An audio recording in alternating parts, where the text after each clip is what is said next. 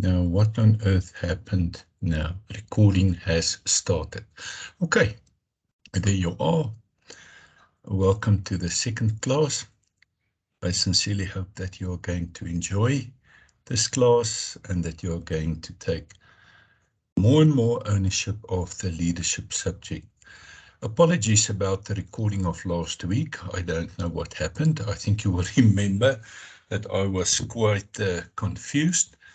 But I've gone for a class or two with a few colleagues of mine, and I hope sincerely that today will be, it will not be as much chaos as it was last week. Just tell me, just from your gut,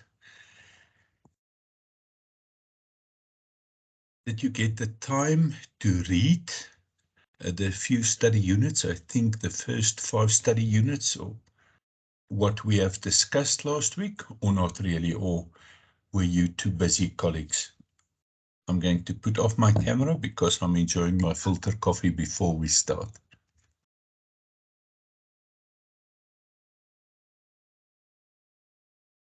Honestly speaking, Doctor, no, I Hey, haven't Vanessa. I haven't started yet. I have scanned through it, but there was no time to go and read in detail. But this weekend is now my planning for this. So yes, yeah, in detail reading, I didn't do yet. I understand that very much, Vanessa. At the end of the year, can you all believe it is already December 2022? It is always a hectic time, and I must tell you, it was quite interesting that APSA gave consent that we can do this in-house training during this time. But yeah, that's good. As long as you understand that you must manage your time accordingly, I'm happy, and I know you will make the time. As I've seen, I saw that Henk wrote to you on Canvas regarding the multiple choice questions that's going to, I think it's, this test is on the 15th of December. Is that correct? That's correct, Doctor. Yeah. No, Nadia, is the test not on Monday, the 5th? Our Oh, assignment is due on the 15th, isn't it? Sorry. Oh, my apologies, Anita. My apologies. Sorry, the 5th. The 5th. The assignment's due on the 15th. I would love it to be. I would love it to be on the 15th, but I think it's Monday.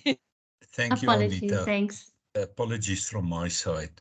It's the assignment is due on the 15th. That's correct. And the 5th, you're going to do that multiple choice questionnaire. Now, the questions, all the learning outcomes, not all, of course, but the multiple choice questions cover the learning outcomes. So I sincerely hope you have an hour's time, 60 minutes, and it's quite a general background that you are going to cover. But don't get too disheartened regarding that, because you still have the assignment. You also have the exam that's going to be written in January. And with our next class, we're definitely going to do exam prep. So don't get too disheartened. But I think it's going to be a challenge. And yeah, why not enjoy the challenge? Now, let me just try to share again. And please, colleagues, tell me if you can see what I'm trying to do. I'm not going to put my camera on today. I think you have seen enough of me. Let me get to this one. Do you see the slide with the name Stadio on? Yes, we do. Oh, wonderful. I'm improving, huh? Do you agree with me? But you are. You must just put it for us in presentation mode, if you don't mind. Otherwise, it will be very small for us to see this. I will do that. That I also know what to do. Let me just look at this. I'm going to, and no, not that one. This one. Is it now better? Yes, thank you. Okay, and where am I now? Okay, colleagues, Why is he jumping? Sorry, I'm just going to go back for a minute. There must be a reason why he's jumping. I think you will agree with me that we said last time we are going to start with study unit 6. Is that correct, colleagues? Yes, that's correct. Yes, Okay, it is. let me just go back to study units 5. Yeah, we end off with study unit 5. Now, study unit 6, my dear friends, my learned colleagues, entails leadership traits. And once again, for the moment, I'm going to ask you, I sincerely hope that you have all your textbooks with you.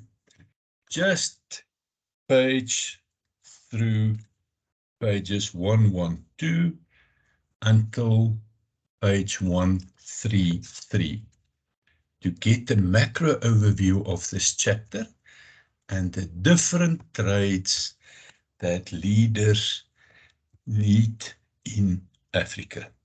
So please don't read it, don't speed read it, just page through the textbook.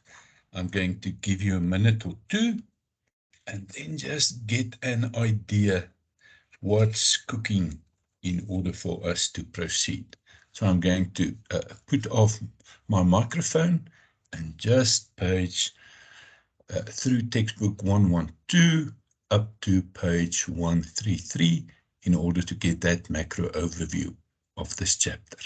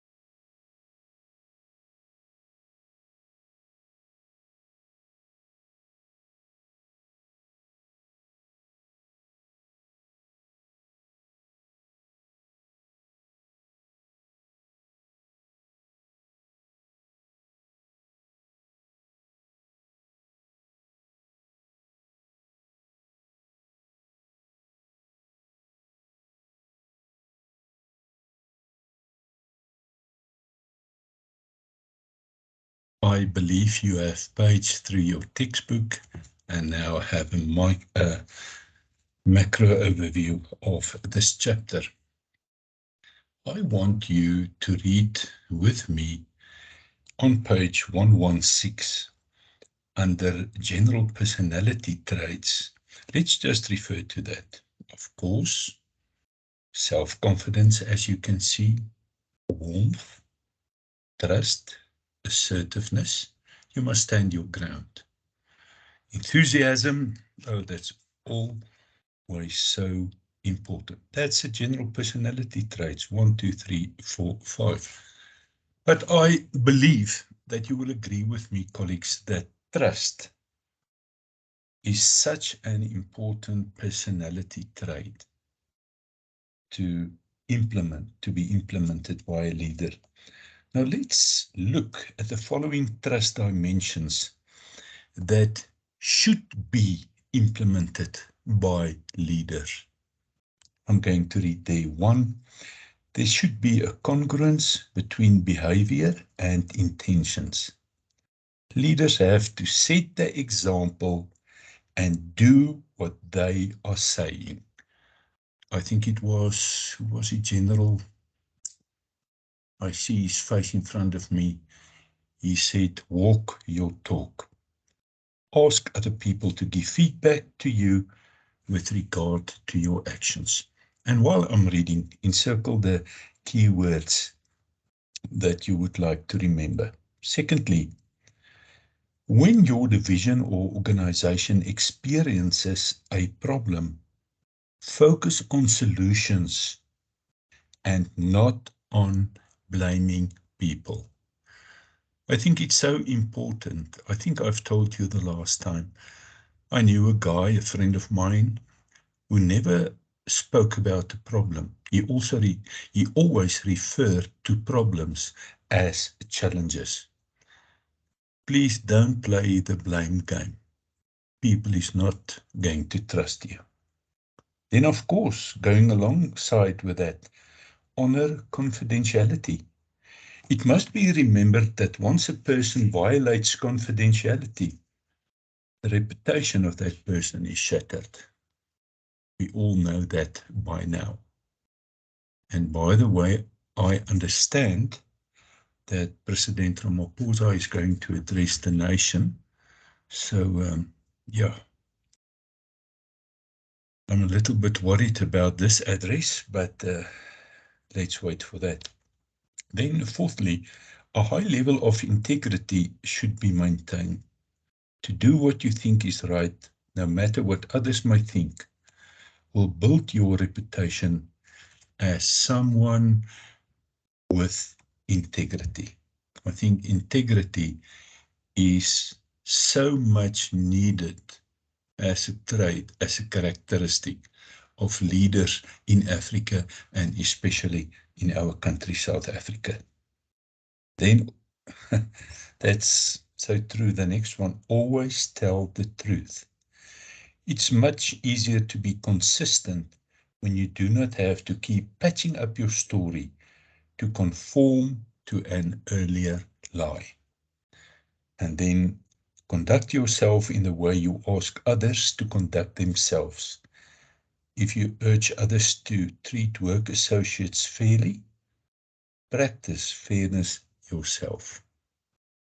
And the last one, it takes a leader a long time to build trust, as in a marriage, as in a relationship, as with parent-children relationships. Yet one brief incident of untrustworthy behavior can permanently destroy that trust. Leaders are usually allowed a fair share of honest mistakes. In contrast, dishonest mistakes quickly erode leadership effectiveness. Colleagues, take note of the general personality traits of leaders. But once again, if you have the time, just do some self-reflection. Reflect on the aspect of trust and ask yourself, what am I portraying? Am I portraying trust? Do I walk the talk? That's so important. Now, very important, let's look at page 119. Leadership traits associated with failure. Now, Manning and Curtis 2002 indicate that many times we focus on leadership traits associated with success, and that is good to do that. But it is interesting to understand failures of leadership as well. They refer to 6 warning signs, Manning and Curtis, that are associated with leadership failure. With other words, with a leader moving on an unstoppable train towards chaos. And that's the following. Just read it, take note of it. A shift in focus, poor communication, risk aversion, ethics slip, poor self-management, and lost love. That is where leaders need to be remember the vision that brought them where they are at the stage right now. Now, when I'm looking at leadership traits associated with failure, if we go to the history, that will be quite interesting. When you read history, when you read about leaders, African leaders, American leaders, whoever, just remember these traits that indicate that a leader is on a runaway train. And I'm going to ask you the following question. Please, from the gut, answer me. If you notice your leader or your department head some of these traits, what do you think is the ethical thing to do? As last time, just say again to me, because I don't have all your names in front of me. Vanessa speaking or Sonika, this is what I think. Please take the liberty. I'm listening, colleagues.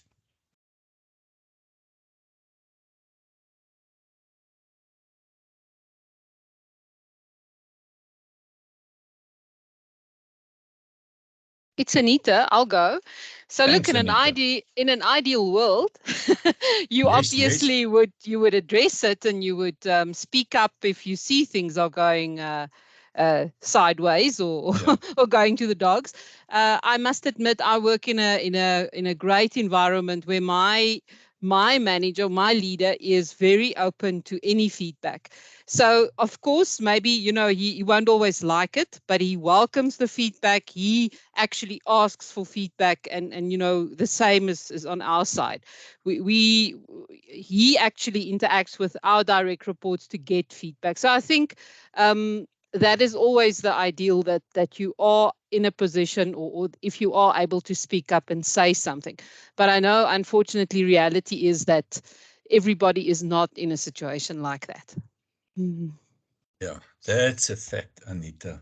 Unfortunately, not all leaders, department heads, whatever, have the emotional intelligence and the skills to be confronted with something like this. So yeah, I'm glad for you that you have a leader that can, that's responsive to open dialogue. And yeah, wonderful to do that.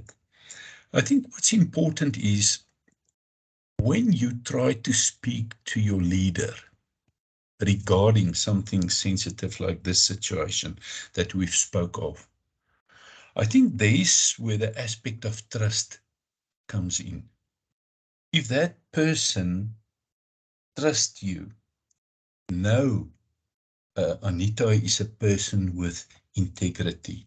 Know she will honor confidentiality. Then perhaps we believe that person will listen or reflect on it afterwards.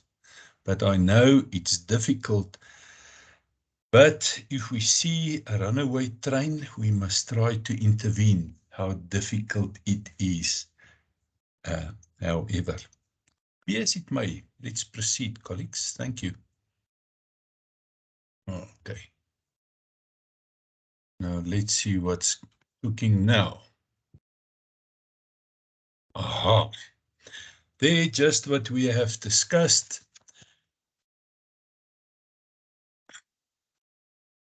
This one is jumping around. You will see, yeah. Please look at where am I now? I want to go. No, man. Sorry about this, colleagues. I don't know what's happening. But the core dimensions of emotional intelligence, please look at that on page 122 as I have it. And then I would also like you to specifically take note of level 5 leadership. It has jumped. I don't know why. Perhaps it's me. This is quite strange. Is there someone who can assist me? Well, why this is happening?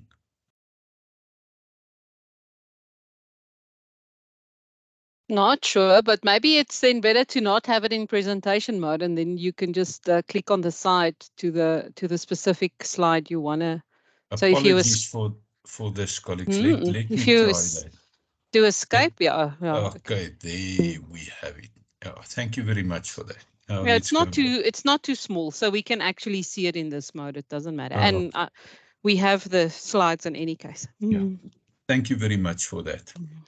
Then textbook page 118. I think you are going to enjoy it.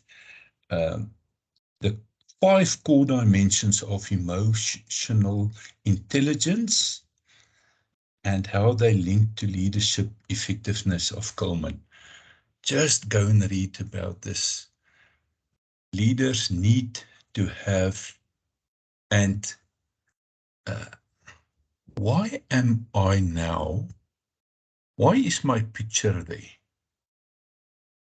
That's not supposed to be. Aha. Yeah. I think I must do that. Whatever. A leader must definitely possess self-awareness, must be able to know his or her own strengths, own weaknesses, and develop himself. Self-regulation, that's important. A leader must be able to control himself or herself, otherwise it can lead to chaos. Important. A leader must be able to motivate a team. Remember the words of Martin Luther King, I have a dream. Very important. And I think perhaps leaders are lacking this specific skill, emotional intelligence skill. You must be able to show empathy. Get into the shoes of the other person. Then only you will be able to understand. And of course, you must be able to practice and be competent in managing relationships, social skills, and building networks. And I think if you remember quite well, I think it was Boris Johnson. He was quite an interesting character regarding his social skills and his manner of communication. But be as it may, I want to proceed to the following one. This one is quite important. Why? Because I think it's a wonderful dimension of leadership to progress towards, to develop yourself to acquire this specific dimension. And perhaps it may just be that it is going to feature in the exam, but be as it may, a level 5 leader is a person, when he or she leaves the company, they leave a lasting legacy. They will be remembered. They will be respected. Why? Because they are able to channel their ego and ambition, and they have ego and ambition. Don't think they don't have. They are in a position to channel that ego and ambition away from themselves towards the success of the organization. They are the leaders. When something goes great, their success, they will give credit to their colleagues. They are also the leaders. When something goes wrong, they don't play the blame game. They accept their responsibility. And also, one of the trait of a level 5 leader is that he or she is extremely modest, and they don't like to be in the limelight. So I think it's a dimension of leadership that we can take note of. And when you are thinking of self-development, working towards a situation as leader where it's not all about me, it's not all about what I do, it's not all about my successes, it's about the organization, the team's successes. Yeah, self-reflection. Am I able to give credit to others, or do I only want to be credited? Am I happy to accept a responsibility, or am I a guy who plays the blame game? You can think about it. We have discussed it. And as I've said, take note of this specific level 5 leadership traits. Then, colleagues, that's study unit 6. Now, let's get to study unit 7. Study unit 7 is about charismatic and transformational leadership. Once again, I'm going to ask you, let's go to page 133. Where is 133? Here it is. I'm going to ask you to once again just page through it until page, yeah, here it is, page 165. With other words, I'm going to give you 2 minutes, 2, 3, 4 minutes. Just page once again, page 137 to 165. Just take note about the content. It's about charismatic and transformational leadership, which are really buzzwords at this stage. So yeah, there you are. I'll be back in a few minutes. Enjoy.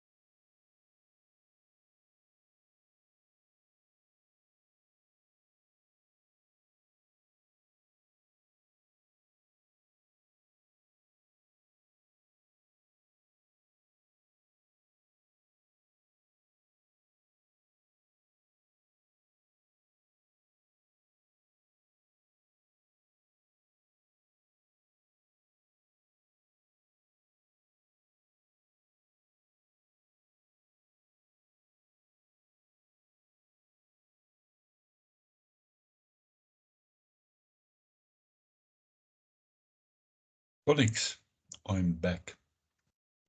I sincerely hope that you are learning something from my method. by just paging through a specific chapter, you really get more or less a macro picture of what is discussed. And perhaps, now thinking of that, perhaps that's a very good thing to do over the weekend before the multiple choice questions. Look at your content, have your content ready, and then also just page through that few study units that are in play and in your study guide. Can't remember how many units. Let me just look for the moment. Study unit 11, study unit 12. In order for you to just know where to go to when you read or are confronted with a specific multiple choice question. Yeah, I think that's perhaps good advice. Why didn't I do it when I was a student? But be as it may. Let's look at, let's proceed to the following one. There you have it.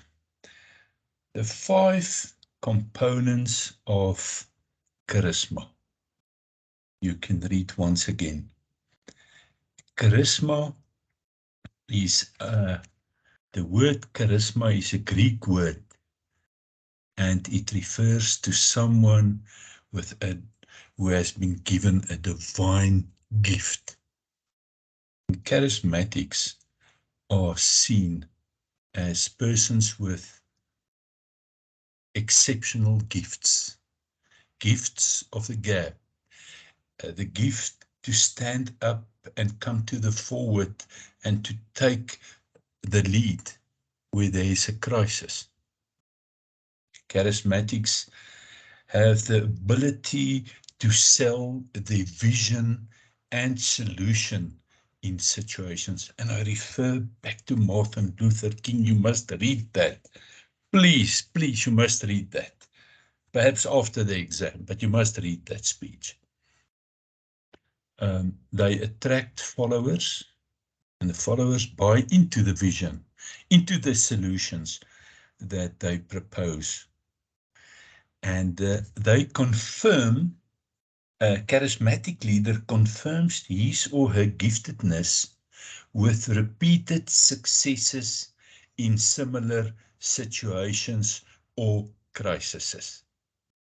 And now, when we are speaking of a charismatic leader, I've referred to Martin Luther King Jr. Who do you also think is a typical example of a charismatic leader?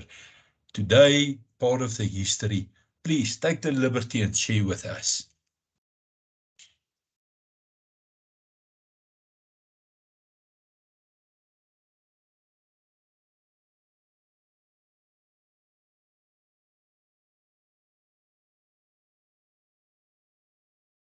Are you still there, my dear colleagues? Yes, we are. Please, I'll please. go. I'll go. For me, it's obviously Madiba. It's Nelson Mandela. He was a very charismatic leader, in my opinion. I love your opinion. It's Anita, is that correct? Yeah. Yeah. Someone else, colleagues, come on. Not Martin Luther King, I have referred to him.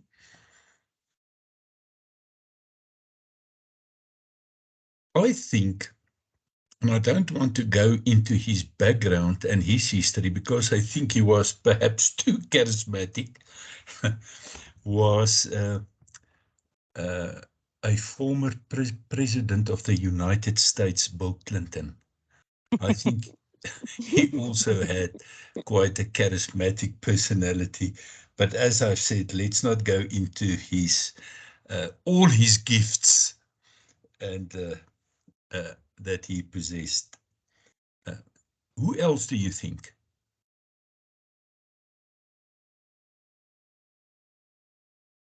Donald Trump. Thank you. Thank you. I think he's a charismatic leader. And it's great that you refer to Trump, because we are now going to look at different types of charismatic leaders. And then perhaps you will be able to pinpoint Trump as a charismatic leader. Thank you for that, colleague. Let's proceed. Yeah, speaking of different charismatic leaders, we have 5 different charismatic leaders according to our textbook van Sayle et al.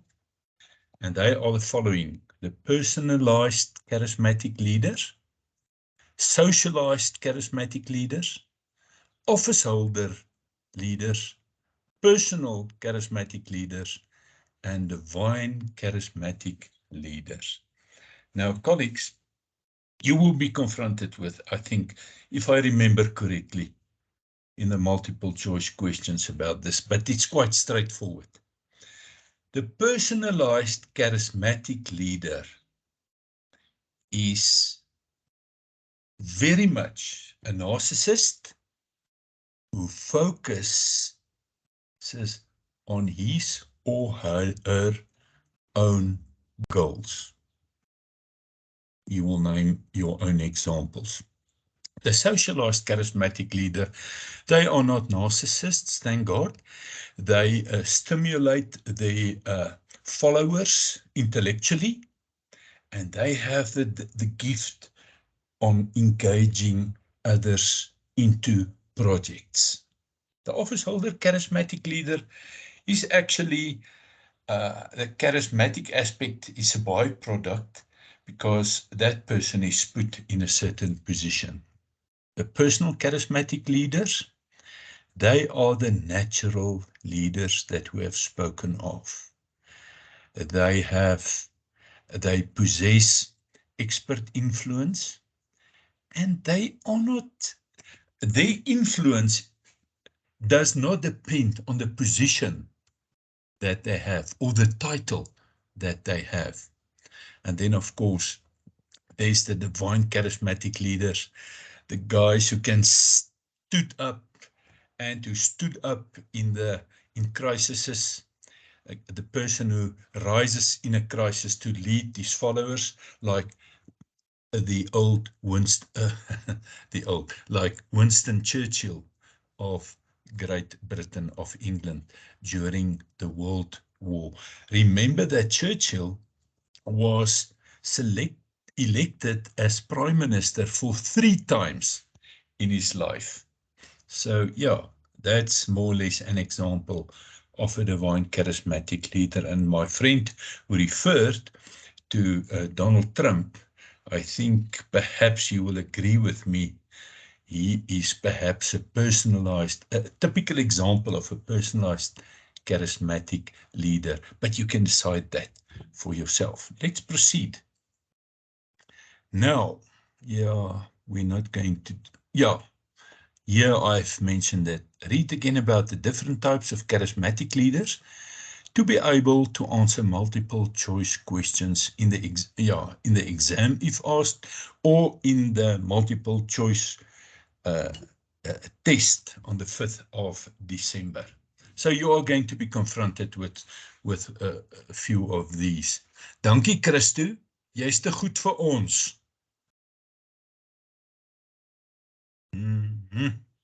Hierdie klomp van my is lekker gehavend hier op die donderdag aand. But besit my.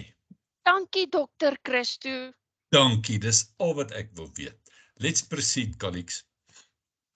Now, transformational leaders, that's very important to take note of the characteristics of transformational leaders. And you will find this in your study guide, page 15. A transformational leader is a person who referred to him or herself as a change agent. They are courageous.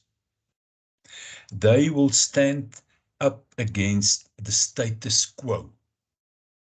They have courage. They also believe in people. They have specific values, and that is what drives them to be courageous, to make a difference. As I've said last week, colleagues, they are also lifelong learners, and that's what if you only remember to read, you remember. If you only remember from this, after you have passed the exam, of course, that leaders are readers, leaders are lifelong learners. A transformational leader has the ability to deal with complex ambiguity and uncertainty. You don't feel too stressed out as the transformational leader display the ability to deal with any form of situation. They are also visionaries. They can see behind the horizon. And very important, they also are supportive, and they have the ability to inspire their followers going forward. Let's look at the next slide. Yeah, this is Martin Luther King Jr. And I want you to remember this regarding leadership, regarding your own leadership development, colleagues. And that is the words of Luther King. If you can't fly, then run. If you can't run, then walk. If you can't walk, then crawl. But whatever you do, you have to keep moving forward. Please remember this regarding your own life, as leader, your own self-development. Whatever you do, you must keep on moving forward. Okay, let's proceed to an important aspect, namely ethical leadership. Once again, it is, let me just look, it is page, this is quite an interesting chapter. In the multiple choice questions, we are definitely going to be confronted with a few. So just, while we are busy with chapter 8, and I think it's quite a long chapter, but I'm going to give you the time now to just page through, perhaps in a way, prepare for the multiple choice questions. But it's from page 166 until page 211. Take the time, just go through, get a macro picture about ethics in leadership, and I hope it's going to, what's the correct word, spark your interest so that you are going to read this chapter in future, of course, with an eye on the exam, but also afterwards. So please take the time, page through, and I'll be back in 4 or 5 minutes.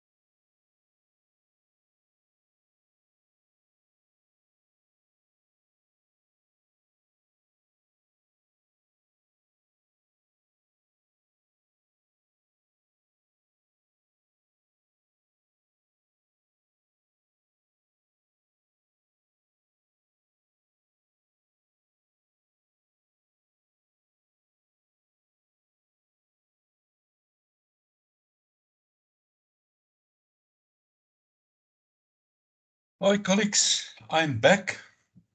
I hope you have enjoyed paging through this chapter and that you will remember a few things going forward after the exam, of course, and regarding a process for ethical decision making and.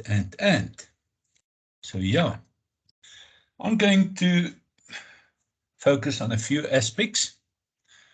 The one is very important for me. Let me just get to that slide. Here it is. As you have seen, there are different leadership, where is it? Ethics-related leadership theories. Page 171. You can read about moral leadership. You can read about value-based leadership, ethical leadership, authentic leadership, principle-centered leadership. Please, after the exam, what you must do is just take the time and read through it. Once again, not study, read through it and reflect on the different leadership styles, also ethical leadership styles, and take from this style and from that style and combine it to become an authentic leader. Now, authentic leadership is quite an important topic to remember for many reasons, and also to reflect on going forward as a leader and manager as well. An authentic leader establishes trust through consistent ethical behavior. I think the aspect of consistency is so important. If your followers, if your people, if your department can rely on your consistent ethical behavior, you have done a great job. Of course, authentic leaders need to have strong self-concepts and self-identities. They don't seek positions to satisfy their own self-esteem needs, but rather take up positions for their belief, according to their beliefs and values, in order to bring about change. And once again, I want to refer to Mahatma Gandhi. Be the change you want to see in this world. We've already said that values and beliefs form the basis of authentic leadership. They live their values and beliefs that they preach. They walk their talk. That name of that American general, he also stood for president at the stage, but he didn't make it. I will come back. His name will come back. Authentic leaders focus on the long term of their team, of their organization, of their political party, and they are people, they possess self-awareness. No, they can't do it on their own. They are genuine leaders. They also are emotional, as they can lead with their hearts, and therefore they can also be vulnerable. And I think it is important, colleagues, as a leader at specific times to show your vulnerability, to show to your followers you are only human, but you try your best.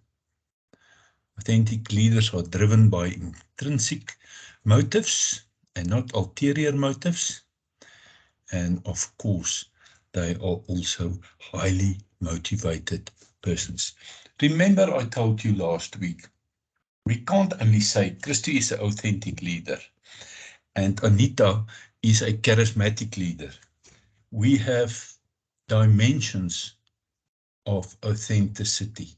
We have dimensions of charismatic leadership in our artillery, all of us. But it's good to just reflect on these wonderful and great characteristics. Let's look at the following slide.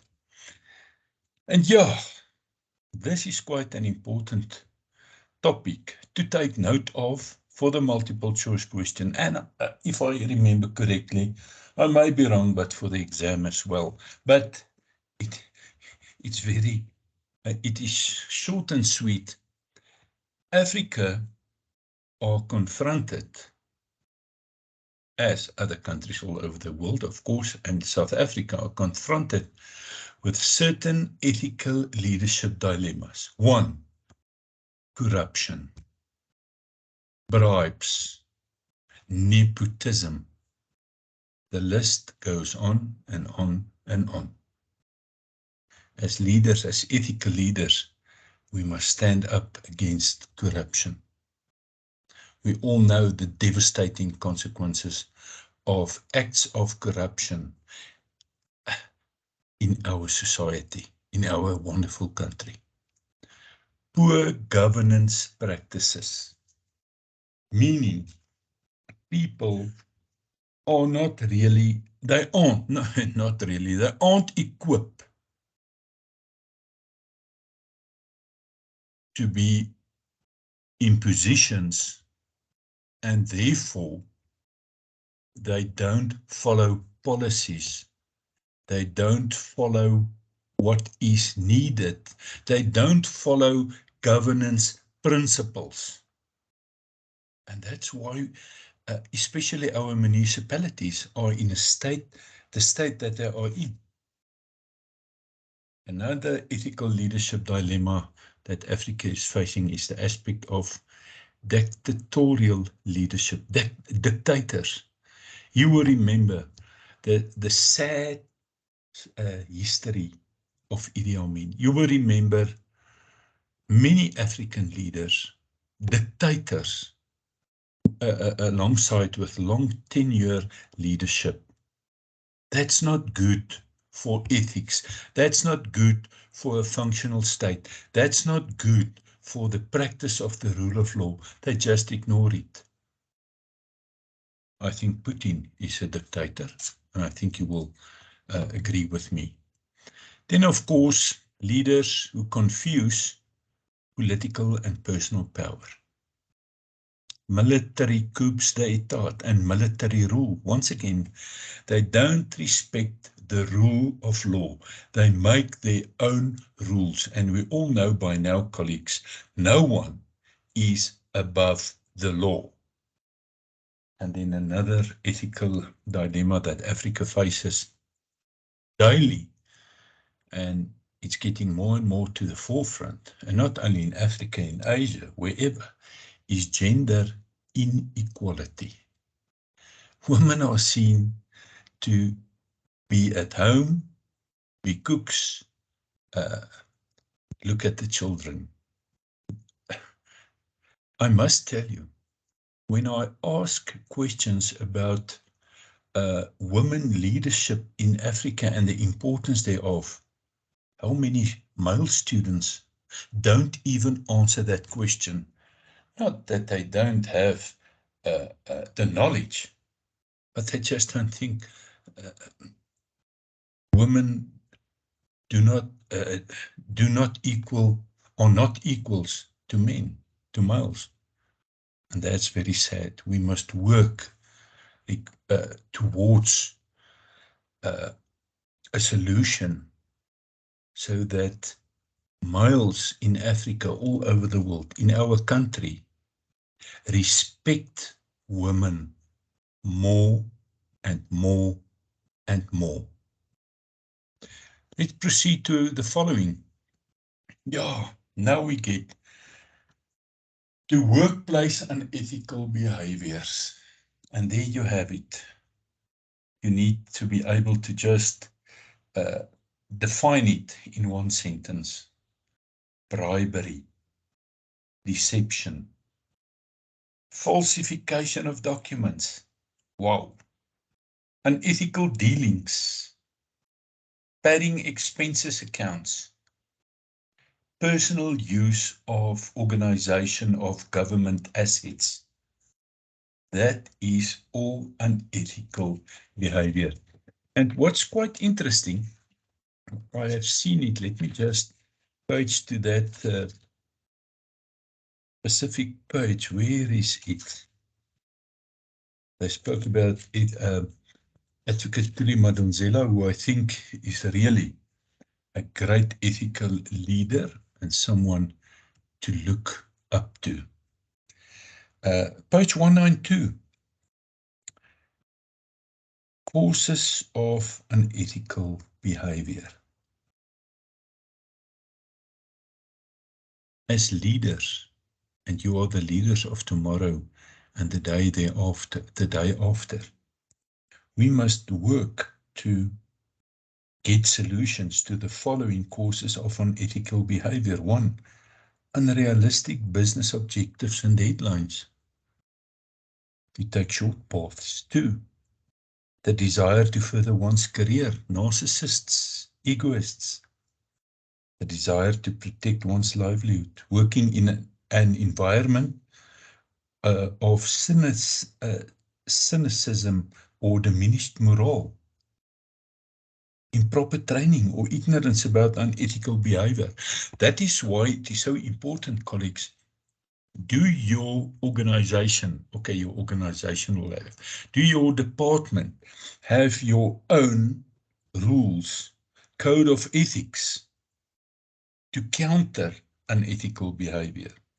Do you spend enough time and money on workshops, training for people to understand, but this is unethical behavior and it can't be tolerated. Also, the lack of consequences for unethical behavior. Need to follow superior orders. Peer pressure. We must teach people, learn people how to withstand peer pressure. Then there are people who possess the desire to harm the organization, and of course others wanting to help the organization to survive by unethical behaviors. They are not really assisting to help the organization survive, because at the end it's not ethical. Be as it may, take note of that.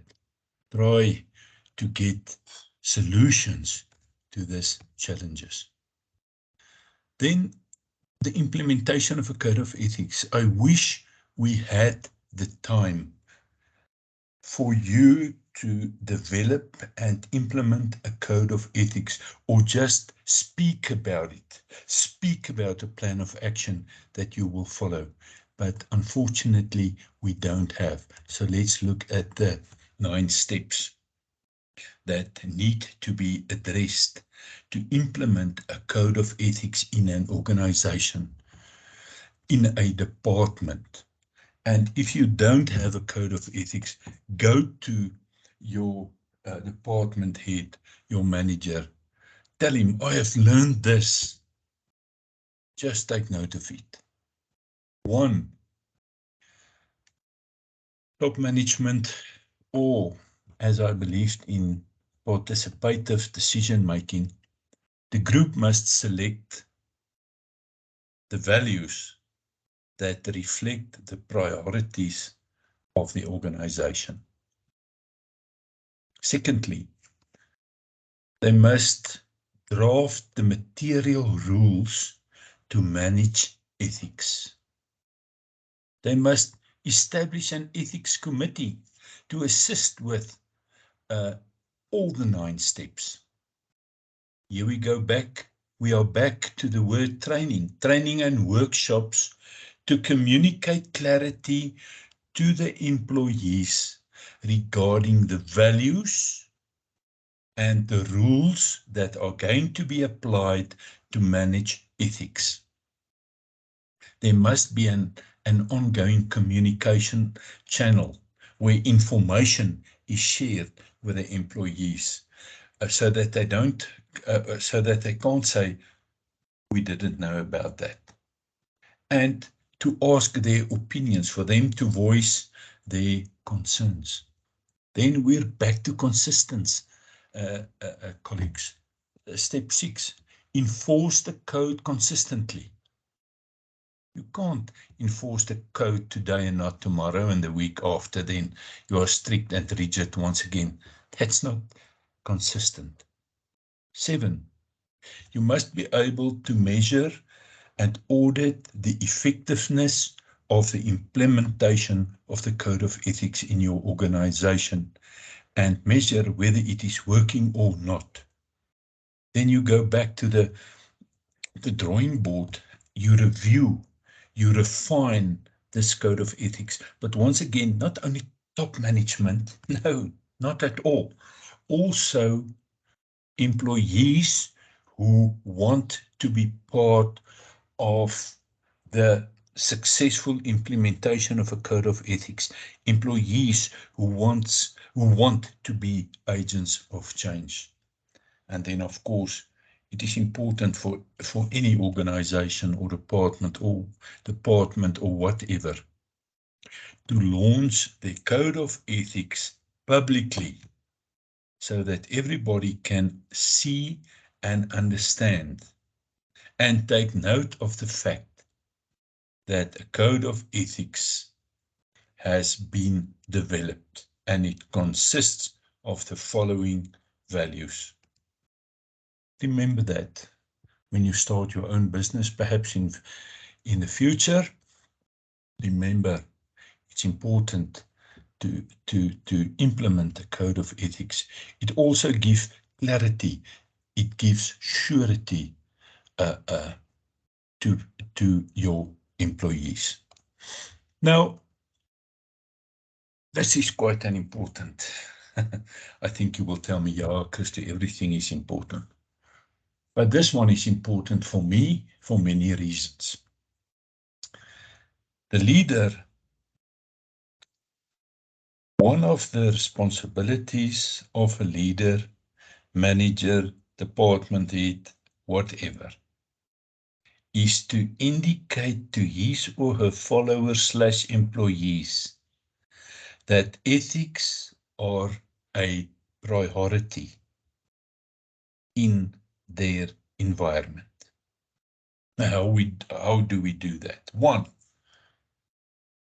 you tell your staff, you inform them, we are going to make ethical conduct a priority in this company. You are going to use examples or stories to illustrate the importance of ethics. You are definitely, and I just want to move this one down there, initiate discussions where ethical concerns are addressed, where your employees, your staff can take the liberty to put ethical concerns on the table in order for the leader to listen and to take action, to remove barriers and remove obstacles. It is important that the leader objects openly when someone ignores ethical conduct. Unethical conduct can't be tolerated. It's important that the leader acknowledges the staff contributions to ethical conduct. Very simple thank you will do. You will get far with a thank you. And if you are really meaning it, if you are honest and people trust you, they will really appreciate a thank you. To implement or to indicate that ethics are a priority in your organization.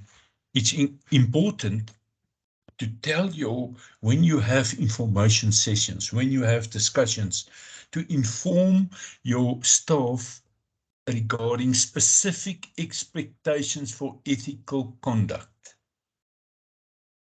And of course, to invite comments about concerns. We spoke about that. I want to proceed to the following one. Thank the staff, as I have said. Very important. Walk your talk. Serve as a role model of ethical conduct. Agree with your staff on values. Communicate your expectations. We have discussed that. And of course, as I have mentioned, address obstacles that staff may encounter in order to assist them to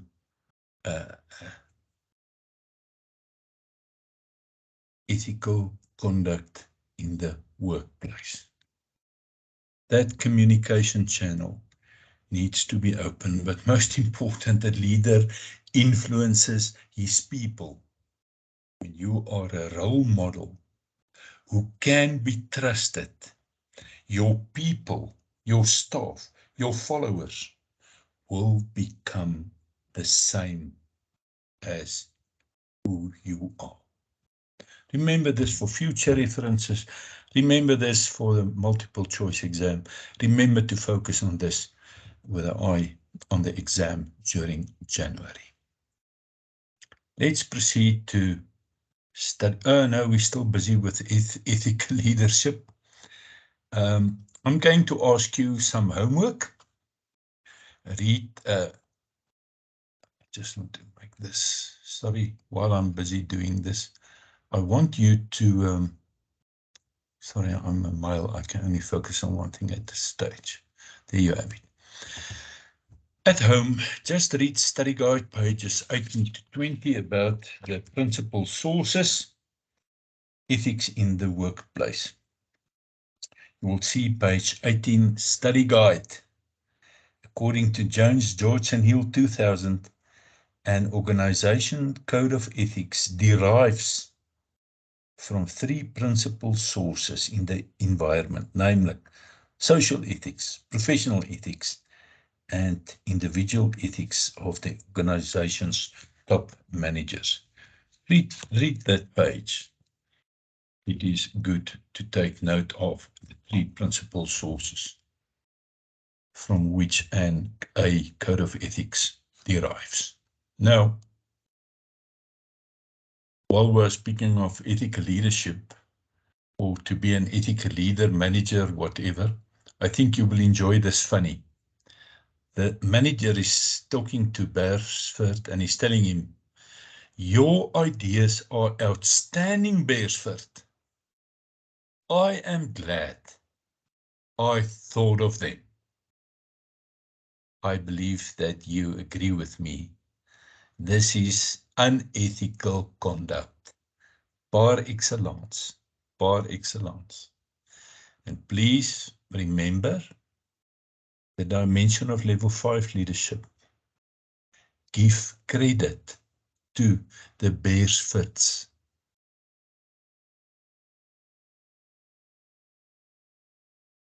Don't take his or her credit away from him. That's totally unethical. It's totally unacceptable. Now, study unit 9 is about emotional intelligence and leadership. And now I'm going, once again, if you have time at home, I'm going to give you this homework. I see it's already nearly 6:15. Pages 21 to 24. Let's look in your study guide. Just look at it. Read 9.1. What does emotional intelligence really entail? Is not entail. You can look at it there. Read page 22, 23, and then also take note is that the last paragraph on page 23 in your study guide, what people so easily forget is to accept that emotions play an integral role in defining character and determining both your individual and group destinies. It involves the ability to monitor one's own and others' emotions and to use the information to guide one's thinking and actions. In short, it is important to embrace the power of emotions intelligently. It involves abilities that can be categorized into 5 domains, namely 1, self-awareness. That's what emotional intelligence entails. Emotional maturity, self-motivation, empathy, emphatic understanding, and quality communication. When we look at self-awareness, we have discussed and referred to the aspect of self-awareness a few times during the session. Self-awareness, according to Jones Neal, entails observing an emotion as it happens. Emotional maturity entails to face up to fears and anxieties, anger, sadness, and discontent, and expressing that energy constructively, while in the same time retaining your spontaneity. Self-motivation, empathy, emphatic understanding. It entails to be sensitive to others' feelings and concerns, and very important, the willingness to respect their perspective. Multicultural leadership. So I remember we spoke about that last week. Respect the other person at the opposite of your table. Perspective. Respect the differences in how people feel about things. Respect persons' spiritual beliefs. Respect people, and you will be trusted and also respected. Yeah, then you have it. Then page 3, your textbook, to get an overview of the emotional intelligence blocks. Let's do it for the moment. Textbook page 2 to 7. 2 to 7, there we have it, the different emotional blocks, emotional intelligence blocks. And once again, here at the bottom, Salovi's basic definition of emotional intelligence is reflected in 5 areas, as follows, according to Coleman. It correlates what we have just read in the study guide. Knowing your emotions, controlling your emotions, self-motivation, recognizing emotion in others, and handling relationships or understanding the emotional aspects of relationships. But coming back to the emotional intelligence building blocks, we have intrapersonal skills, intra, into yourself, intrapersonal, and then inter, between people. Intrapersonal skills, you can read about emotional self-awareness, assertiveness, independence, self-regard. Self-regard means appreciating your positive traits and potentials while being also aware of your weaknesses and limitations and still feeling good about yourself. And then self-actualization. That's all part of your intrapersonal, into yourself, your self-talk. Then interpersonal area, emotional intelligence blocks that you use. We come back to empathy. You realize how important it is. social responsibility, interpersonal relationships.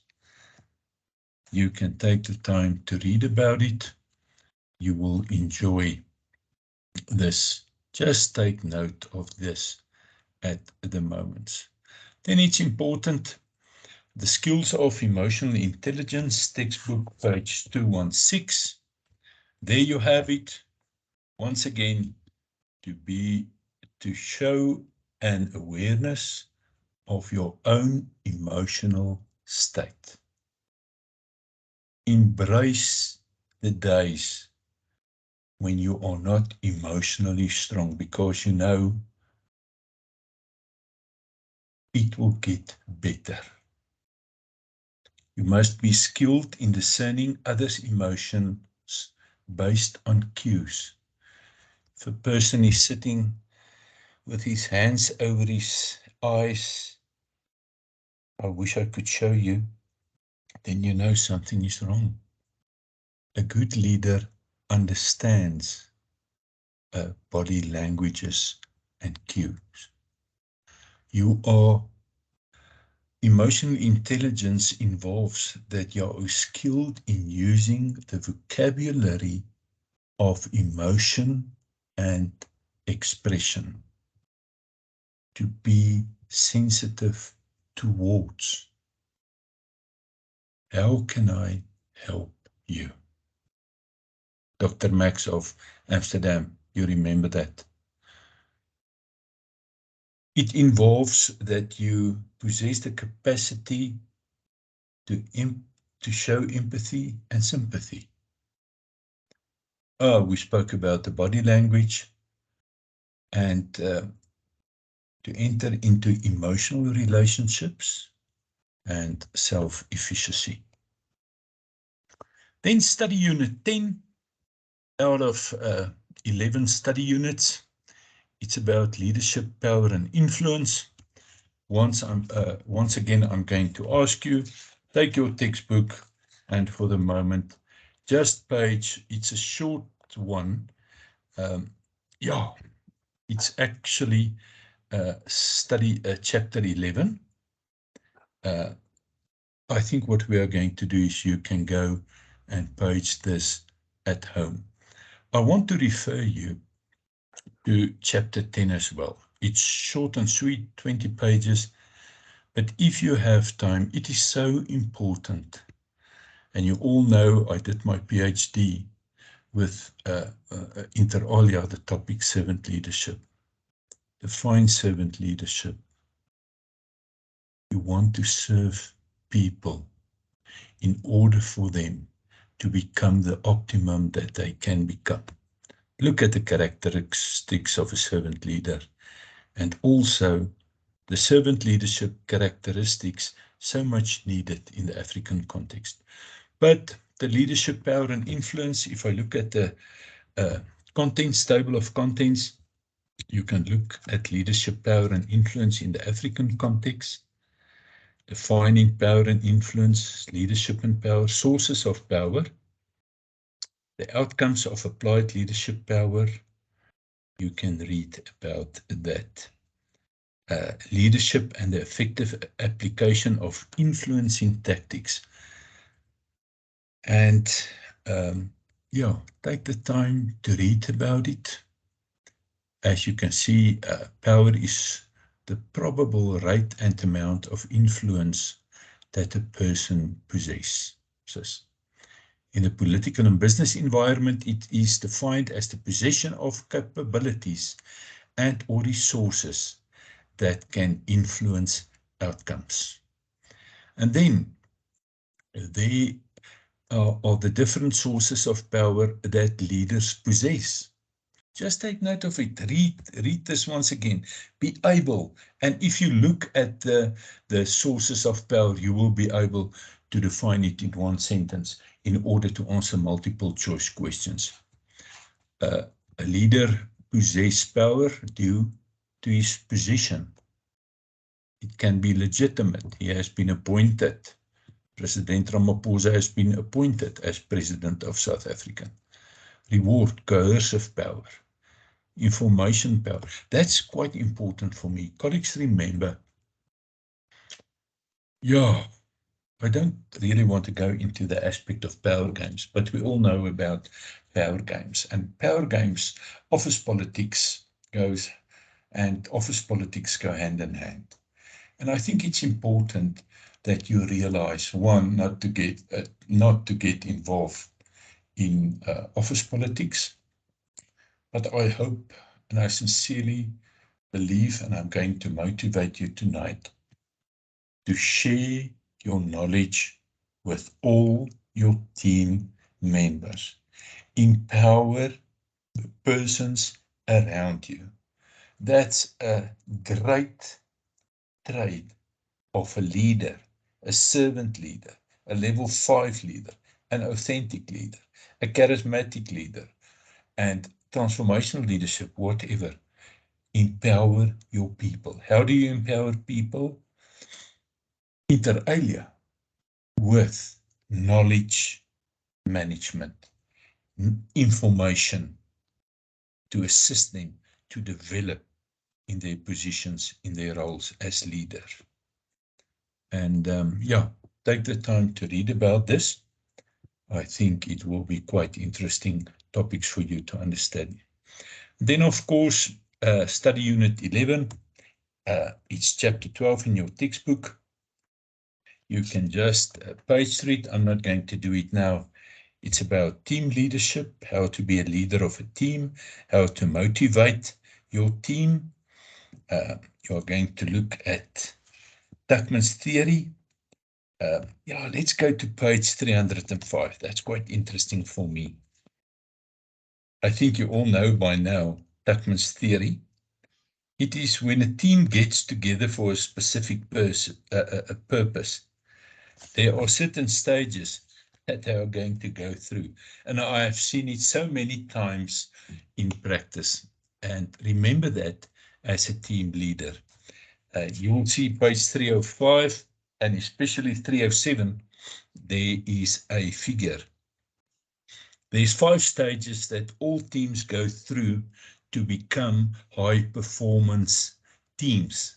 And you must, as leader, know these stages and be able to guide your team members through these stages. The first stage is the forming stage. People are very nice to each other. They are positive, they are polite, they are anxious, they are looking forward to the task at hand. Then the next stage is the storming stage. That's when the members jockey for positions. And that's a stage that a team must go through in order to get to the new stage of norming. Then they know what's the pecking order, and the team members come to respect the team leader's authority, and they are better acquainted.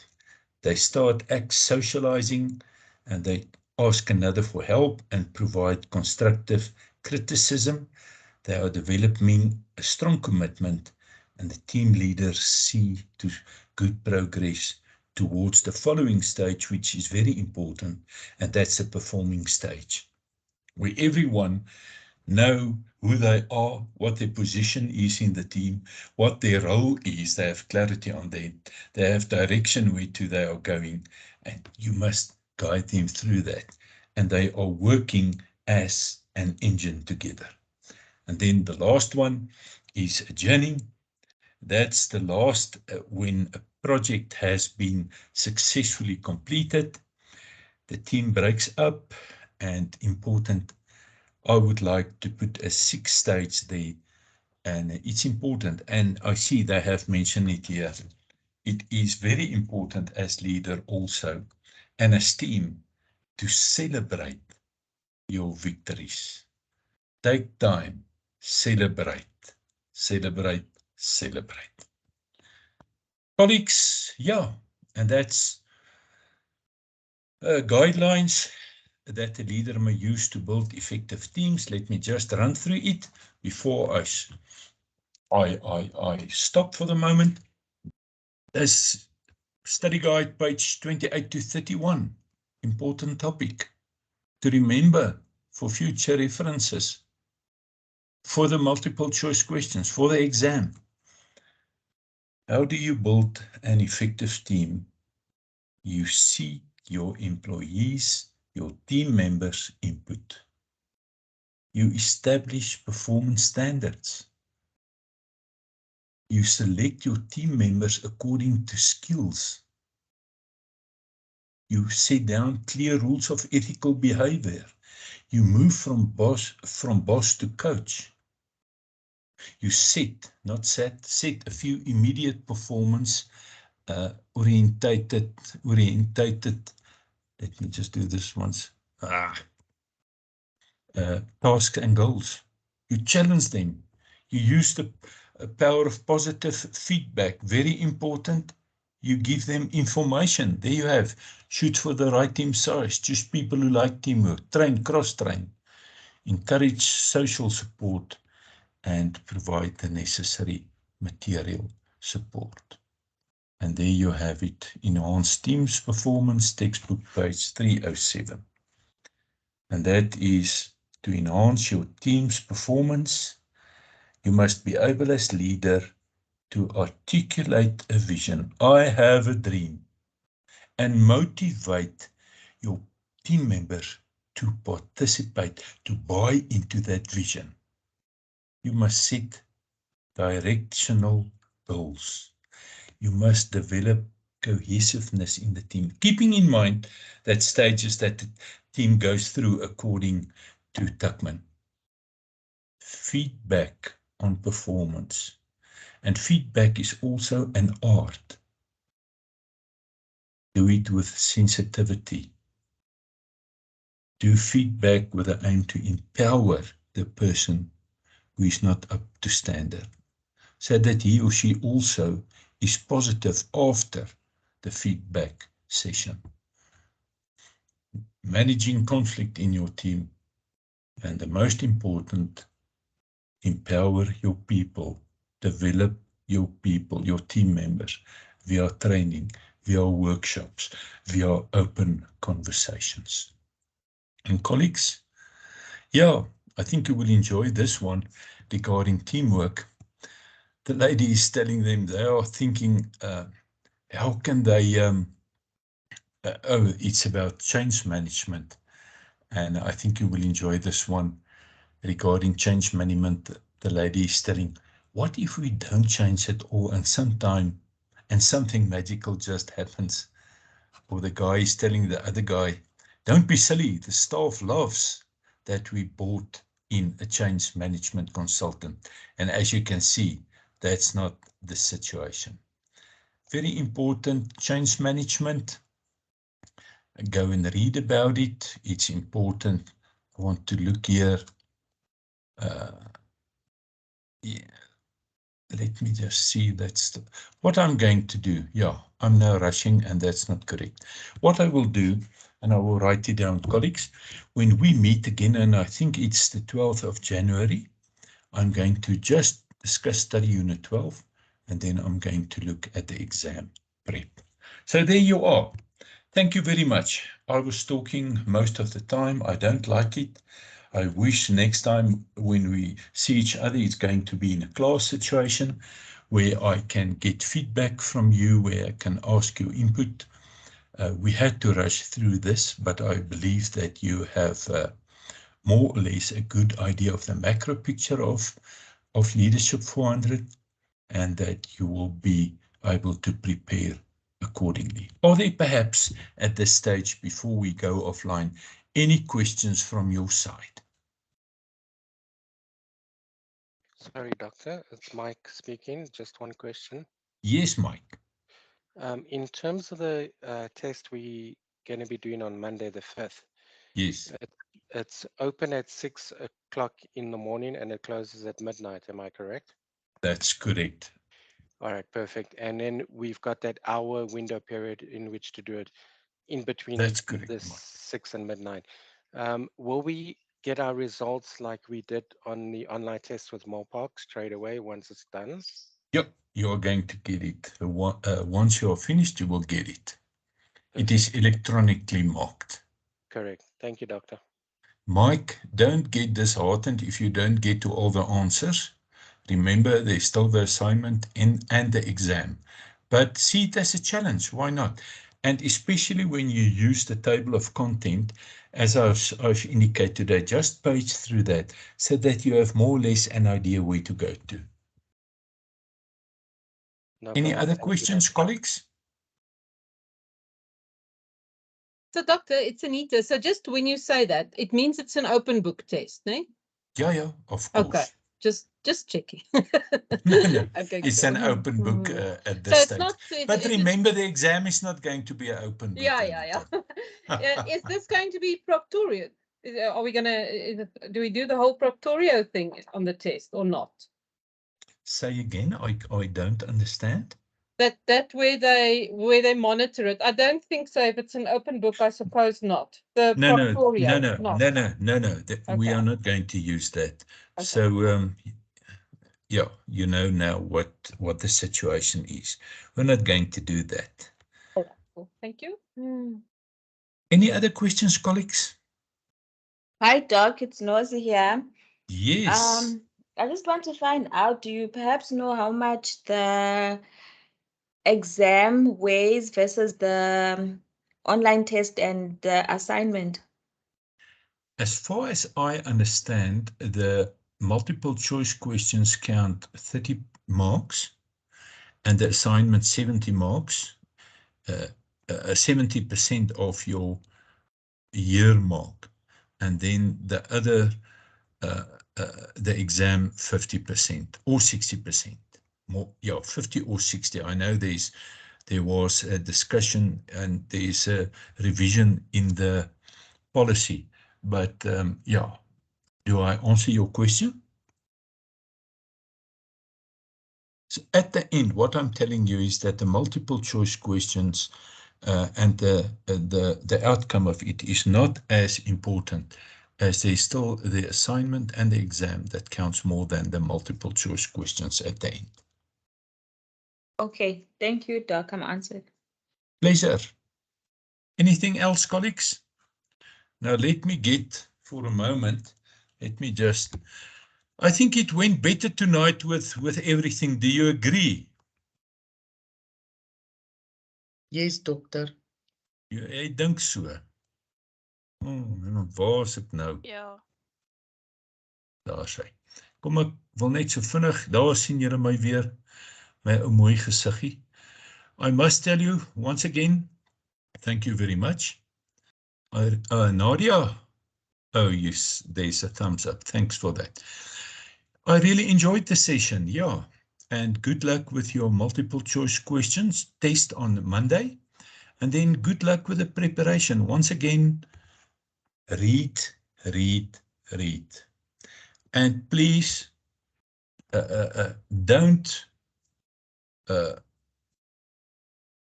worry over the Christmas lunch about your leadership exam in January. The next time we see each other, I'm going to do good exam preparation. And I know by now you will know, I've already hinted a few, and I'm going to give you quite a lot of tips.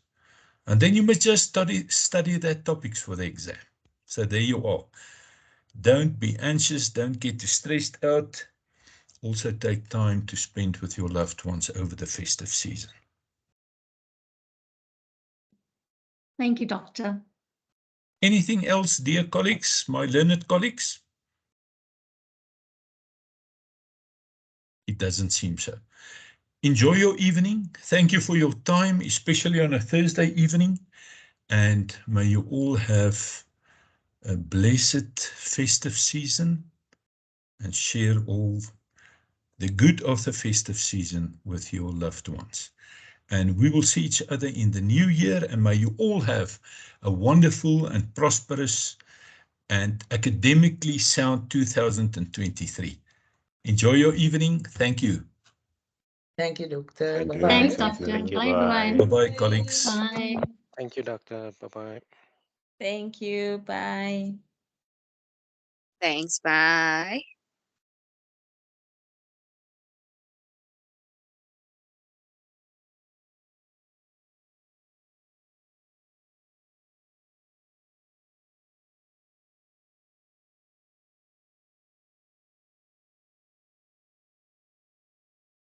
Ek wil net kyk om hierdie dingetjie af te sit. Dis hoekom ek terug is. Stop recording.